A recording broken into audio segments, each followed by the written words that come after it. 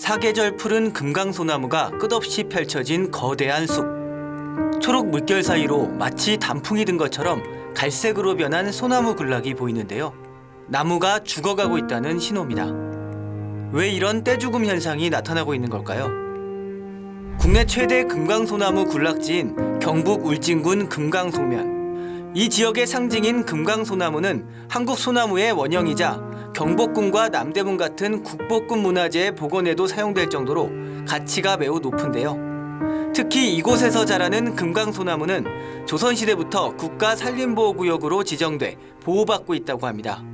이곳은 국내에서 금강소나무 군락이 가장 잘 보존되어 있는 숲인데요. 보시면은 이 100년은 좋게 넘어 보이는 금강소나무들이 하늘로 이렇게 쭉쭉 뻗어 있는 걸 볼 수 있습니다. 그런데 최근 이곳에서 금강소나무들의 집단 떼죽음 현상이 나타나고 있다고 하는데 과연 얼마나 심각한지 제가 직접 올라가 보겠습니다.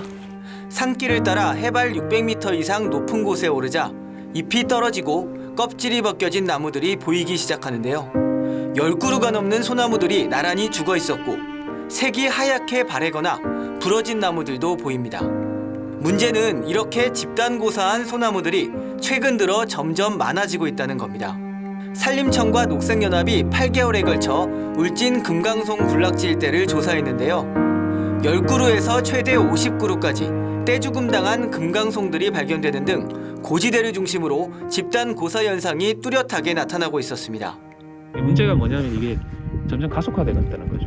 전에는 5번, 10번 단위로 이렇게 발견이 되다가 최근에는 여기와 같이 한 20번 가까이 고사하는 형태로 띄고 있다가 작년 같은 경우는 최대한 50번 정도 한꺼번에 죽는 경우도 있었습니다.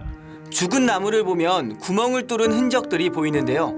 혹시 소나무계의 에이즈라고 불리는 소나무 재선충병에 걸려 죽은 게 아닌지 고사 원인을 밝히기 위해 시료를 채취한 건데요. 조사 결과 이 일대에서 감염병에 걸려 죽은 소나무는 단 한 그루도 발견되지 않았습니다. 이곳에 오래 살았던 주민들은 따뜻해진 겨울 날씨 때문에 눈이 내리지 않아 소나무가 말라 죽은 거라고 말하는데요. 전에는 많이 올 때 1m 20씩 막 이래왔는데 요즘 올게 잘 10cm 정도나 15cm 많이 와면 그럴게요. 눈이 막 쌓여가지고 그 내려 녹아서 땅 속에 쑥 들어가 있어야 물이 들어가 있어야 되는데 산꼭대기는 말라 죽는다 이런 얘기야. 전문가들도 고산지대에 사는 금강소나무의 떼죽음 현상이 기후변화의 영향일 가능성에 무게를 두고 있습니다. 높은 고도에 사는 식물은 온도와 수분 등의 자연환경에 더 민감하기 때문에 기후변화의 영향을 설명하는 중요한 단서가 될 수 있다는 거죠. 기후변화가 단순히 여름철 폭염만 오는 게 아니라 겨울철 고온, 건조, 불규칙적인 날씨, 겨울에는 눈이 내려서 조금씩 녹으면서 수분 공급을 해줘야 되는데 그 균형이 깨져버린 거죠. 점점 강해지는 기후변화의 위협으로부터 백두대간의 상징인 금강소나무를 지켜낼 수 있을까요?